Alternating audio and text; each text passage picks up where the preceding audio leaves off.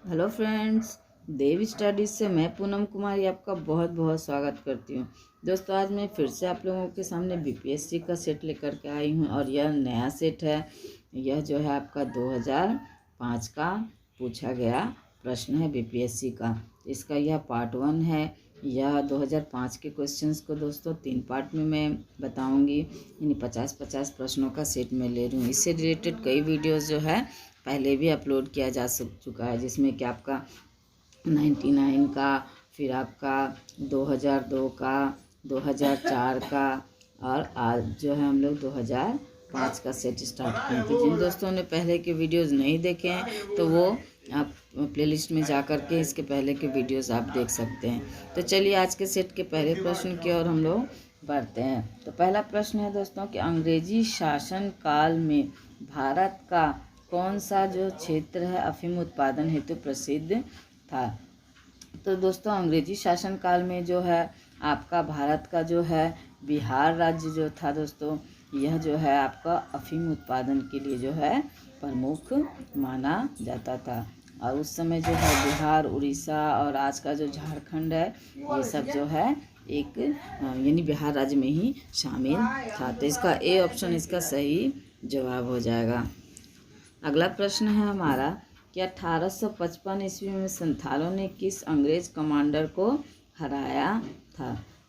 तो दोस्तों, 1855 में संथालों के द्वारा जो विद्रोह किया गया था, उसमें आपका जो कमांडर था जिनको संथालों ने हराया था वह मेजर बारो थे। तो इसका सी ऑप्शन आपका सही जवाब हो जाएगा। और यह विद्रोह जो है दोस्तों आपका यानी 1855 से आपका 56 के मध्य हुआ था। और यह दमने को के नाम से क्षेत्र जाना जाता था। आपका भागलपुर से राजमहल के बीच इसके यानी इस क्षेत्र के बीच जो यह विद्रोह मूल रूप से हुआ था।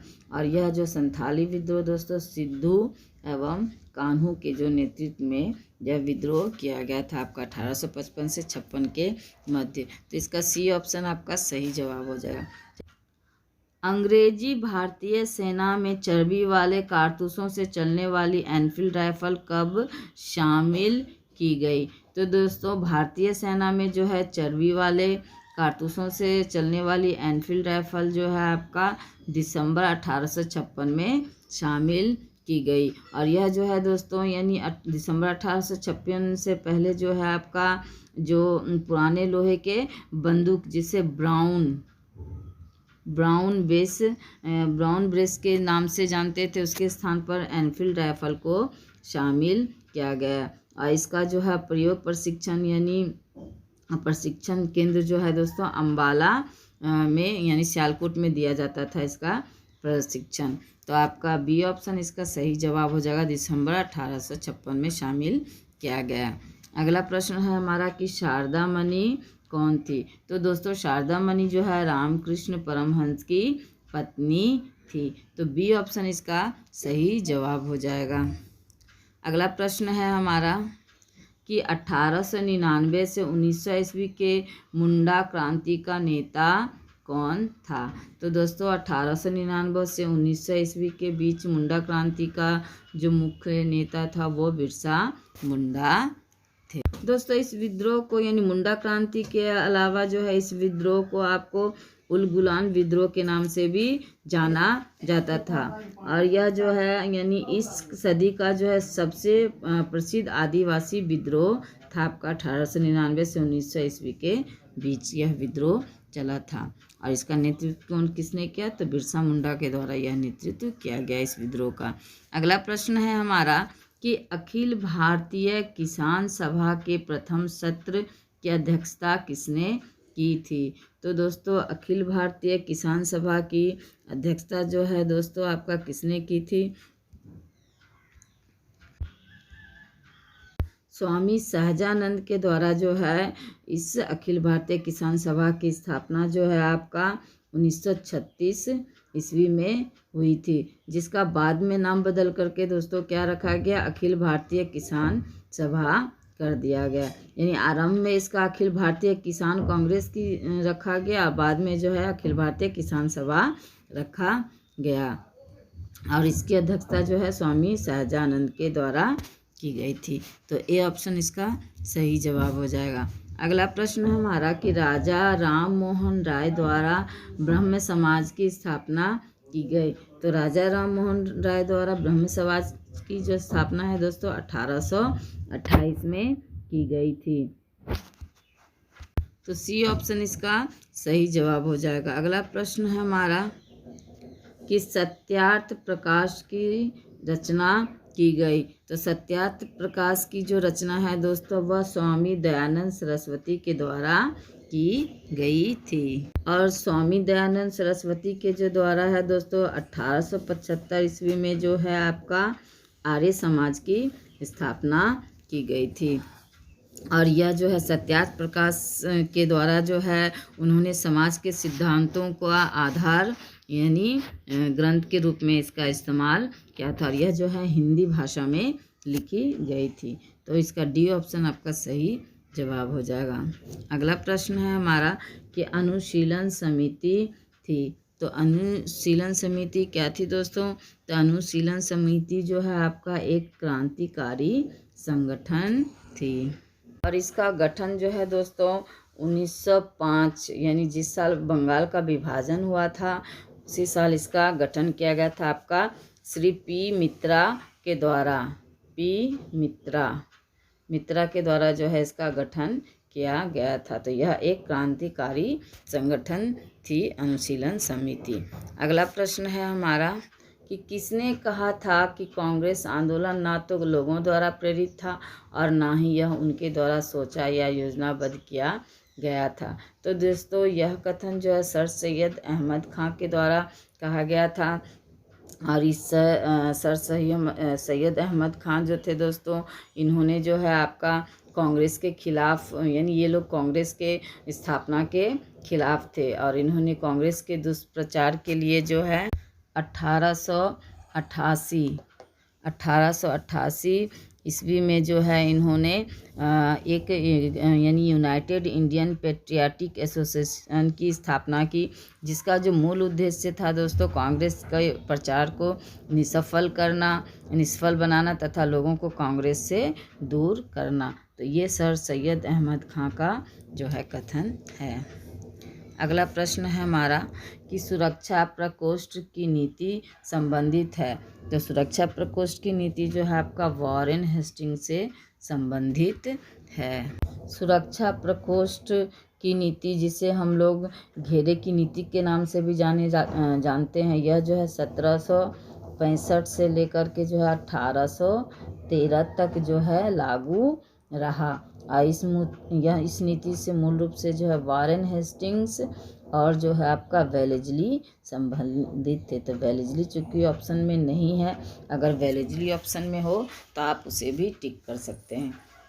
तो इसका ए ऑप्शन सही जवाब हो जाएगा। अगला प्रश्न है हमारा कि all India trade union Congress का प्रथम अध्यक्ष कौन था? तो ऑल इंडिया ट्रेड यूनियन का प्रथम अध्यक्ष दोस्तों लाला लाजपत राय थे। और ऑल इंडिया ट्रेड कांग्रेस की स्थापना जो है 1920 में की गई थी। और इसके पहले अध्यक्ष जो है लाला लाजपत राय थी। और इनकी अध्यक्षता में ही जो है 1920 में जो है आपका बम्बई में अधिवेशन हुआ था। तो डी ऑप्शन इसका सही जवाब हो जाएगा।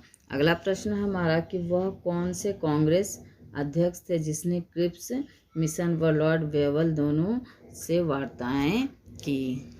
तो वो अबुल कलाम आज़ाद जी थे दोस्तों, जिन्होंने की जो आपके क्रिप्स मिशन व लॉर्ड वेवल दोनों से वार्ताएं की थी। तो इसका ए ऑप्शन इसका सही जवाब हो जाएगा। और ये हमारे स्वतंत्र भारत के दोस्तों प्रथम शिक्षा मंत्री भी थे। तो इसको भी निश्चित रूप से आप लोग याद रखिए। अगला प्रश्न है हमारा कि सांप्रदायिक अवार्ड एवं पूना पैक्ट में क्रमशः दलित वर्ग के लिए कितनी सीटें दी गई थी?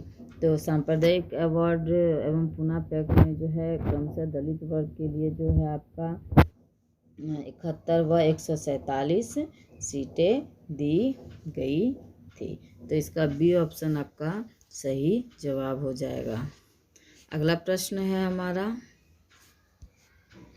कि भारत छोड़ो आंदोलन के समय इंग्लैंड का प्रधानमंत्री था। तो भारत छोड़ो आंदोलन के समय जो अंग्रेज का प्रधानमंत्री इंग्लैंड का प्रधानमंत्री आपका विंस्टन चर्चिल जी थे। तो बी ऑप्शन इसका सही जवाब हो जाएगा। अगला प्रश्न है हमारा कि निम्न उद्योगपतियों में से कौन से व्यक्ति लंबे समय तक AIC के खजांची रहे तथा 1930 ईस्वी में जेल भी गए। तो दोस्तों इसका सही जवाब हो जाएगा आपका जमना लाल बजाज।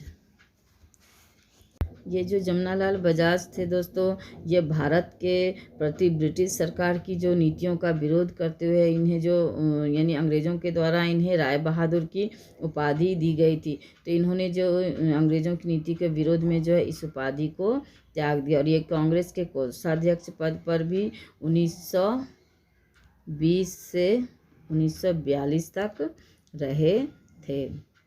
तो आपका जमना लाल बजाज इसका आंसर हो जाएगा बी ऑप्शन। अगला प्रश्न है हमारा कि 1947 ईस्वी के भारतीय राष्ट्रीय कांग्रेस के दिल्ली अधिवेशन की अध्यक्षता किसने की। तो आपका यानी कि 1847 के भारतीय राष्ट्रीय कांग्रेस के दिल्ली अधिवेशन की अध्यक्षता जो डॉक्टर राजेंद्र प्रसाद के द्वारा की गई थी। दोस्तों कांग्रेस के अधिवेशन और आपके इसके अध्यक्ष से जोड़ करके जो है अक्सर प्रश्न पूछा जाता है। तो इससे रिलेटेड मैं वीडियो अलग से बनाऊंगी। अभी आप ये जान लीजिए कि 1947 के जो है भारतीय राष्ट्रीय कांग्रेस के दिल्ली अधिवेशन की अध्यक्षता डॉक्टर राजेंद्र प्रसाद के द्वारा की गई थी। अगला प्रश्न है हमारा कि देवबंद के उस विद्वान का नाम बताइए जिन्होंने स्वतंत्रता आंदोलन में महत्वपूर्ण भूमिका निभाई थी। तो देवबंद के उस वह विद्वान कौन है दोस्तों। तो वह विद्वान जो है आपका अबुल कलाम आज़ाद जी थे, जिन्होंने जो है आपका स्वतंत्रता आंदोलन में महत्वपूर्ण भूमिका निभाई थी। और यह देवबंद जो है यानी आंदोलन जो है दोस्तों इसका जो है आपका यानी 1866 में जो है आपका यह देवबंद आंदोलन की स्थापना हुई थी। उस समय जो है उसे दार उल उलूम के नाम से भी जाना जाता था और मौलाना हुसैन महमूद इसके प्रमुख नेता थे और मौलाना अबुल कलाम आज़ाद भी इनसे जुड़े हुए थे। तो पर ए ऑप्शन इसका सही जवाब हो जाएगा।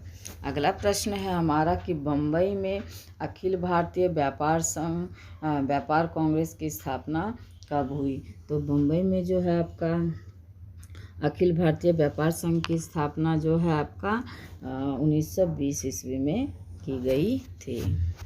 और इसकी जो स्थापना है दोस्तों अंतर्राष्ट्रीय श्रम सम्मेलन में जो है आपका भारत का प्रतिनिधित्व के उद्देश्य से इसकी स्थापना की गई थी आपका अखिल भारतीय व्यापार संघ कांग्रेस की। और यह जो है आपका 1920 में इसकी स्थापना की गई थी।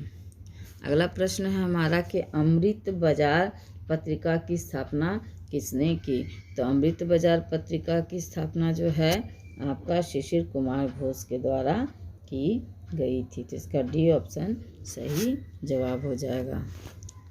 अगला प्रश्न है कि गांधी इरविन समझौते के हस्ताक्षरित होने में किसने महत्वपूर्ण भूमिका निभाई।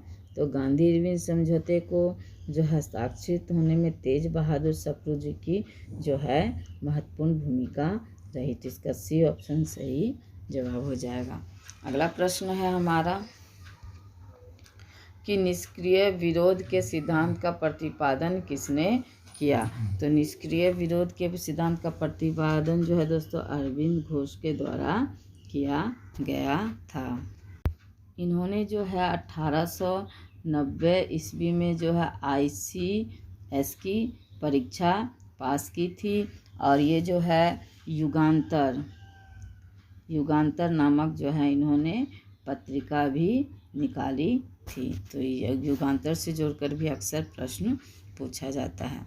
अगला प्रश्न है कि निम्न अखबारों में से कौन सा मुख्यतया जो है उदारवादियों की नीति का प्रचारक था। तो दोस्तों लीडर नाम की जो है पत्रिका जो थी मुख्य रूप से जो है आपका उदारवादियों की नीतियों का जो है प्रचारक थे और इसके जो संपादक थे वह पंडित मदन मोहन मालवीय जी थे। तो बी ऑप्शन इसका सही जवाब हो जाएगा। अगला प्रश्न है हमारा, और ये दोस्तों सुमेलित करने वाला, यानी सूची 1 को सूची 2 से मिलाना है, जिसमें सूची 1 में प्राकृतिक आपदा दिया हुआ है और सूची 2 में उससे जुड़े प्रदेश दिए गए हैं। तो आइए हम लोग जो है सूची को देखते हैं कि क्या है सूची। तो सूची में है दोस्तों, पहला है आपका बाढ़, दूसरा है यानी ए में है बाढ़, दूसरा है भूकंप, तीसरा है सूखा और डी में है आपका चक्रवात। तो ए हो जाएगा दोस्तों, बाढ़ हो जाएगा आपका उत्तर प्रदेश, बिहार यानी उत्तर प्रदेश तथा बिहार का मैदान। वहीं बी का हो जाएगा यानी भूकंप हो जाएगा आपका हिमालय का गिरिपाद क्षेत्र। सी में हो जाएगा यानी सूखा का हो जाएगा आपका मध्य पूर्वी भारत। और चक्रवात बच गया, तो चक्रवात आपका झारखंड तथा उत्तरी उड़ीसा हो जाएगा। तो इसके अनुसार आपका बी ऑप्शन सही जवाब हो जाएगा, यानी कि ए का 3, बी का 1, सी का 4 और डी का 2। अगला प्रश्न है हमारा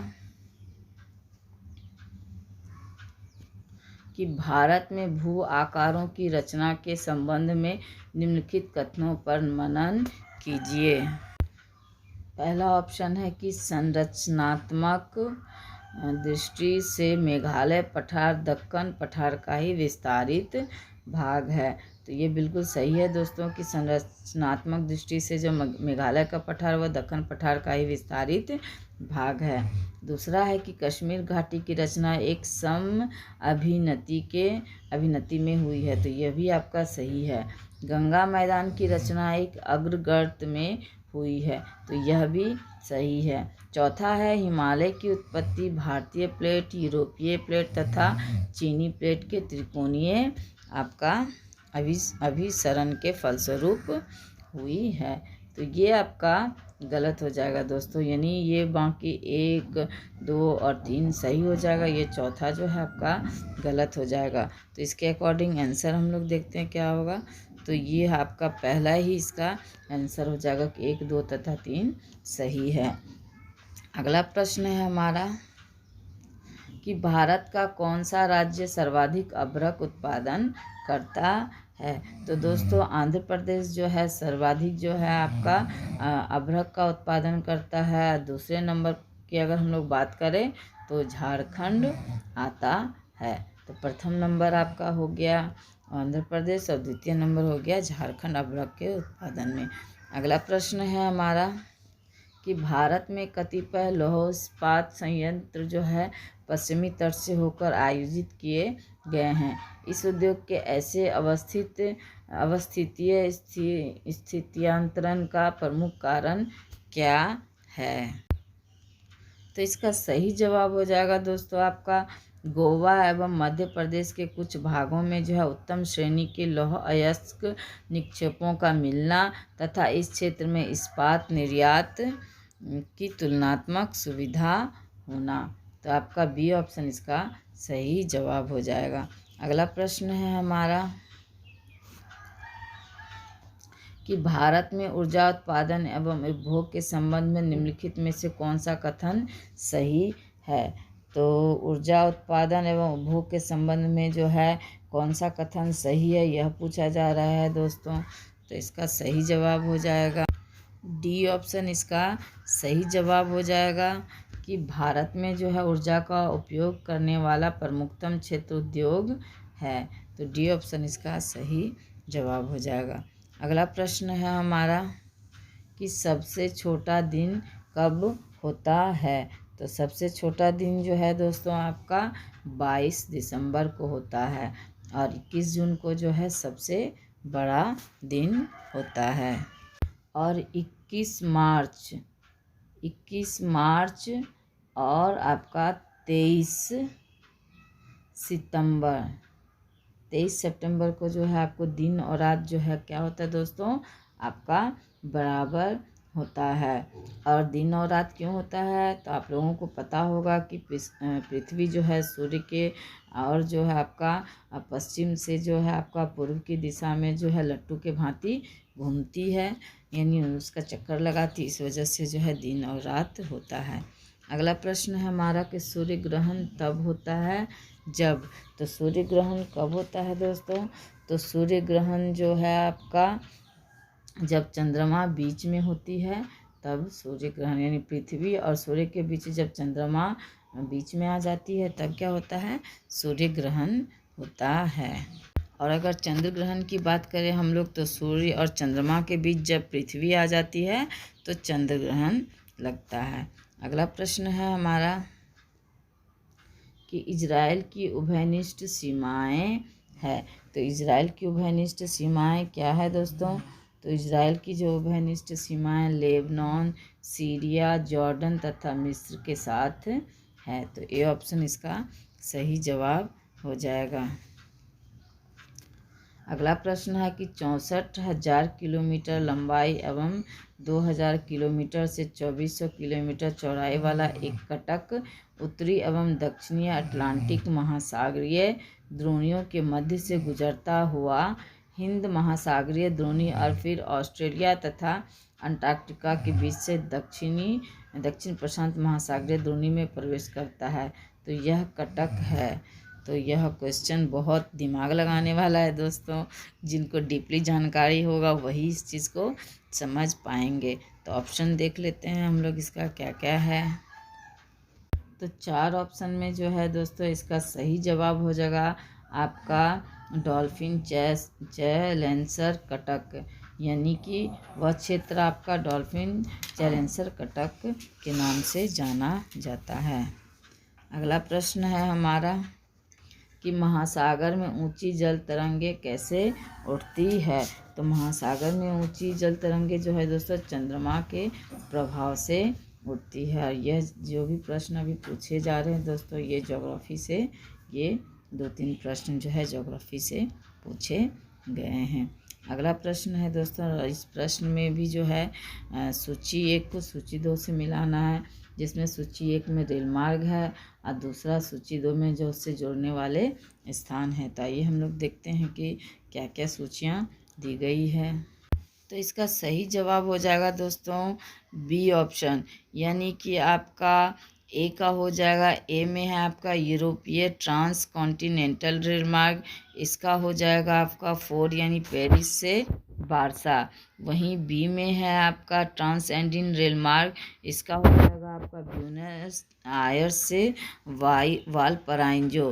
तीसरा है आपका ट्रांस साइबेरियन रेल मार्ग, इसका हो जाएगा आपका 2 यानी कि लेनिनग्राद से व्लादिवोस्तोक तक। और आपका डी है ओरिएंट एक्सप्रेस, तो डी का हो जाएगा आपका 1 यानी कि पेरिस से इस्तांबुल तक। तो आपका बी ऑप्शन इसका सही जवाब हो जाएगा। अगला प्रश्न है हमारा कि भारत की जनसंख्या विशेषताओं के संबंध में निम्नलिखित कथनों पर विचार कीजिए।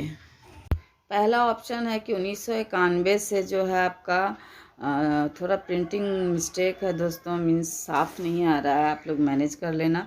1991 से 2001 के दशक में जनसंख्या की वृद्धि जो है लगभग 21% की दर से हुई, तो बिल्कुल सही है दोस्तों। अगला है कि वर्ष 1991 की अपेक्षा 2001 में पुरुषों व महिला साक्षरता दर का अंतर बढ़ गया, तो ये गलत है, यानी दूसरा आपका गलत हो जाएगा। तीसरा है कि वर्ष 2001 की जनगणना के अनुसार देश में 25 ऐसे बड़े नगर हैं जिनमें कुल नगरीय जनसंख्या की लगभग 48% जनसंख्या निवास करती है, तो ये भी आपका गलत हो जाएगा। अगला है आपका चौथा कि वर्ष 1991 की जनगणना ने अनुत्पादक उपभोक्ताओं की संख्या में कमी का संकेत दिया है, तो इनमें से कौन सा कथन सही है, तो दोस्तों पहला और चौथा कथन जो है आपका सही है, बाकी दूसरा और तीसरा जो है गलत है, तो उसके अनुसार आपका सी ऑप्शन सही जवाब हो जाएगा। अगला प्रश्न है हमारा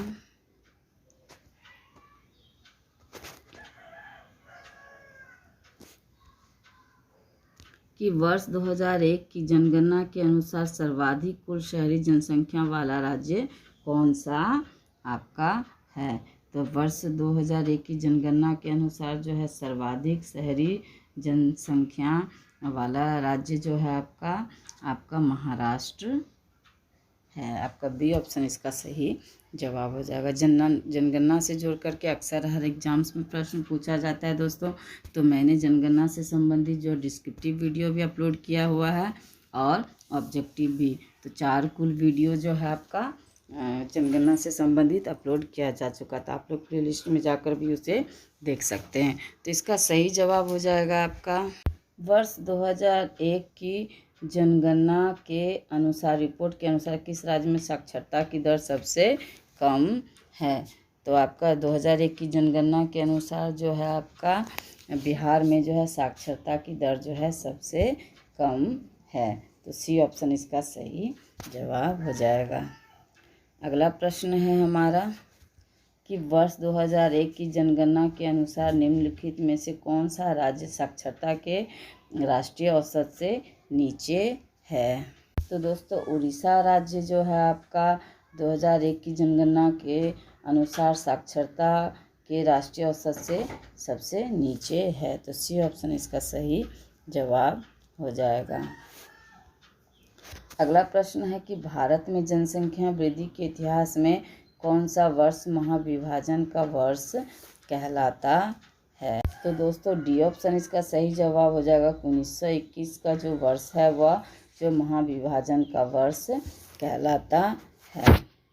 अगला प्रश्न है हमारा कि भारत के संविधान का निम्नलिखित में से कौन सा अनुच्छेद प्रेस की स्वतंत्रता से संबंधित है। ये जो है 40वां प्रश्न दोस्तों पॉलिटी से संबंधित प्रश्न है। तो आपका भारतीय संविधान का कौन सा अनुच्छेद जो है प्रेस की स्वतंत्रता से संबंधित है। तो इसका सही जवाब हो जाएगा आपका अनुच्छेद 19, यानी अनुच्छेद 19 में जो है आपका प्रेस की स्वतंत्रता का जिक्र किया गया है, इसका विवरण दिया हुआ है। अगला प्रश्न है हमारा कि भारत का राष्ट्रपति किसके द्वारा हटाया जा सकता है। तो भारत का जो है राष्ट्रपति है दोस्तों वह भारत के मुख्य न्यायाधीश के द्वारा हटाया जा सकता है, और यह जो है सिर्फ महाभियोग के द्वारा हटाया जा सकता है। और इस महाभियोग का जो जिक्र है दोस्तों भारत के संविधान 61 यानी अनुच्छेद 61 में जो है इसका जिक्र किया गया है। और महाभियोग की प्रक्रिया जो है दोस्तों संसद के किसी भी सदन में लाया जा सकता है। उसके लिए जो है कम से कम 2/3 बहुमत से जो है वह पारित होना चाहिए। तो आपका सी ऑप्शन इसका सही जवाब हो जाएगा। अगला प्रश्न है कि लोकसभा में राज्यवार सीटों का आवंटन 1971 की जनगणना पर आधारित है। यह निर्धारण किस वर्ष तक यथावत रहेगा। यह जो है दोस्तों 2026 तक जो है यथावत रहेगा।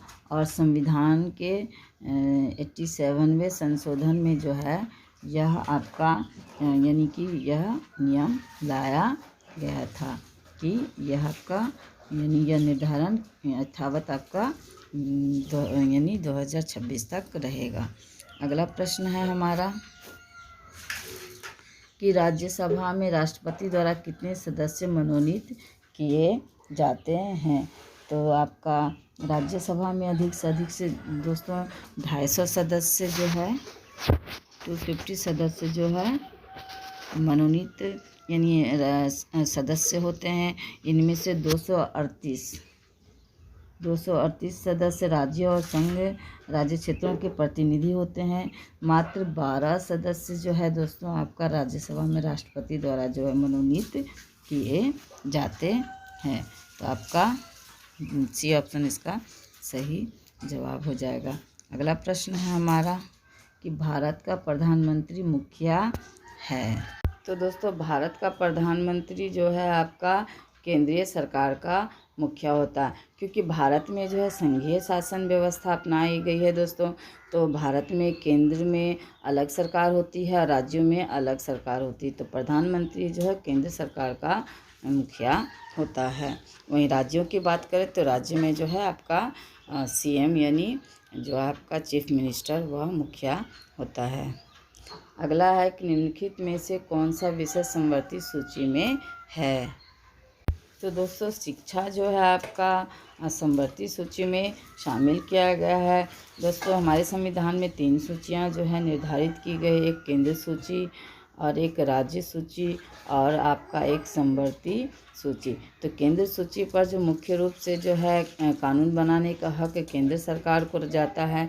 राज्य सूची के अंतर्गत जो विषय आएगा उसमें राज्य को कानून बनाने का अधिकार होता है। समवर्ती सूची में जो है मुख्य रूप से केंद्र और राज्य दोनों मिलकर के जो है काम करते हैं। लेकिन जहाँ विवाद आता है तो यहाँ समवर्ती सूची में भी जो है आपको केंद्र को ही प्रधानता मिलती है। तो आपका शिक्षा जो है आपका समवर्ती सूची का विषय है। अगला प्रश्न है हमारा कि जम्मू एवं कश्मीर के राज्यपाल की नियुक्ति कौन करता है। तो जम्मू एवं कश्मीर के राज्यपाल की नियुक्ति जो है दोस्तों वह भारत के राष्ट्रपति के द्वारा की जाती है। दोस्तों यह 2005 का प्रश्न पूछा गया। उस समय जो जम्मू और कश्मीर जो है आपका इसका अलग संविधान था, किंतु 2020 में हम लोग जानते हैं कि यह जो है यानी यहाँ धारा 370 ख़त्म कर दी गई है। तो यहाँ जो है यहाँ की व्यवस्था अब बिल्कुल पहले से अलग हो गई है।